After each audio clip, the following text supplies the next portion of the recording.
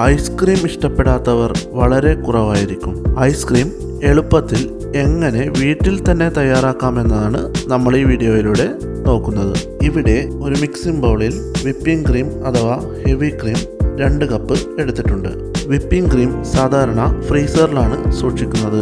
അതുകൊണ്ട് തന്നെ അത് കട്ടിയായിട്ടായിരിക്കും ഇരിക്കുന്നത്. അതുകൊണ്ട് തന്നെ ഐസ്ക്രീം ഉണ്ടാക്കുന്നതിന് മുന്നേയായി ഏകദേശം ഒരു 12 മണിക്കൂർ മുന്നെയെങ്കിലും നമ്മളിത് ഫ്രീസറിൽ നിന്നും റെഫ്രിജറേറ്ററിലേക്ക് മാറ്റിവെക്കുക.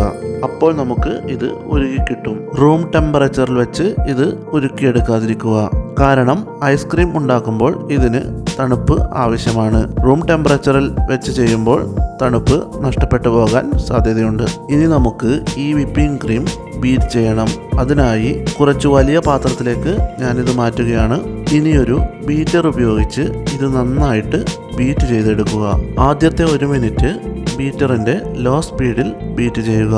വിപ്പിംഗ് ക്രീമിൻ്റെ കൺസിസ്റ്റൻസി മാറി തിക്കായിട്ട് പൊങ്ങി വരുന്നത് വരെയാണ് ബീറ്റ് ചെയ്യേണ്ടത്. ഇങ്ങനെ പൊങ്ങി വരുന്നതിനാൽ ബീറ്റ് ചെയ്യുമ്പോൾ വലിയ മിക്സിംഗ് ബോൾ ഉപയോഗിക്കാൻ ശ്രദ്ധിക്കുക.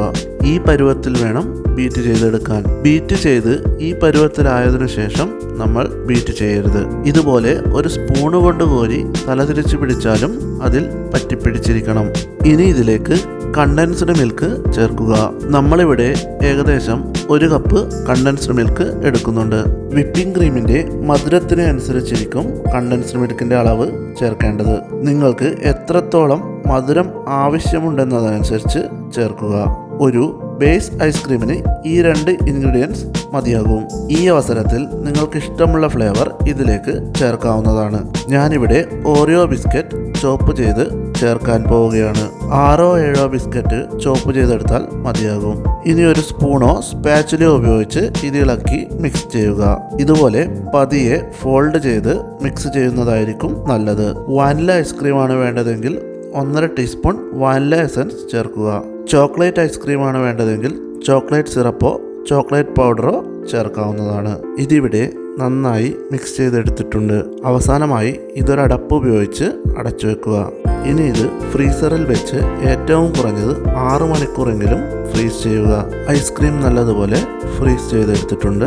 ഇനി ഇത് ആവശ്യാനുസരണം സ്കൂപ്പ് ചെയ്ത് സെർവ് ചെയ്യാവുന്നതാണ്. വളരെ മനോഹരവും സ്വാദിഷ്ടവുമായ ഐസ്ക്രീം ഇവിടെ തയ്യാറായി കഴിഞ്ഞു. വീഡിയോ ഇഷ്ടമായാൽ ലൈക്ക് ചെയ്ത് ചാനൽ സബ്സ്ക്രൈബ് ചെയ്യുക. Thanks for watching.